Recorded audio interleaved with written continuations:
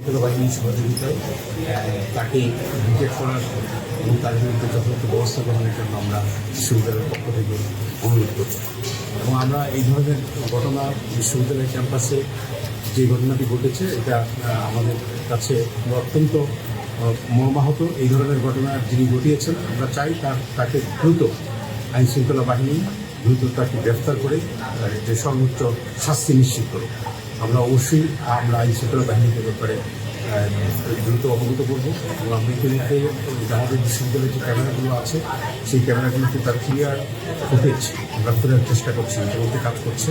এটা এই খুঁজতে হয়তো কিছুটা সময় লাগবে, আমি বারবার বলছি, কারণ বিশ্ববিদ্যালয়ে যে অংশে এই ক্যামেরাগুলো আছে কোনো না কোনো ক্যামেরাতে তার ক্লিয়ার ফুটেজ আমরা পেয়ে যাবো আশা করি, আমি আশা রাখি। সেই ক্ষেত্রে আমরা হয়তো একটু সময় লাগবে। আমি সকলকে আমাদেরকে সহযোগিতা করার জন্য অনুরোধ করব। আর ইতিমধ্যেই আপনারা যিনি এই অপারেশনটা ঘটিয়েছে তার একটা ছবি আপনারা দেখেছেন নিশ্চয়ই। তা আমরা আশা করি যে আপনারাও সহযোগিতা করেন এবং সাংবাদিক যারা আছেন, আমাদের প্রিয় সাংবাদিকগণ, জাকসু নেতৃবৃন্দ, আমাদের সাধারণ শিক্ষার্থীরা সকলের সহযোগিতা পেলে আমরা দ্রুত তাকে হয়তো আইন শৃঙ্খলা বাহিনীর হাতে সোপর্দ করতে পারি। সেজন্য আপনাদেরকে অনুরোধ করব যে আমাদেরকে সহযোগিতা করেন। ধন্যবাদ।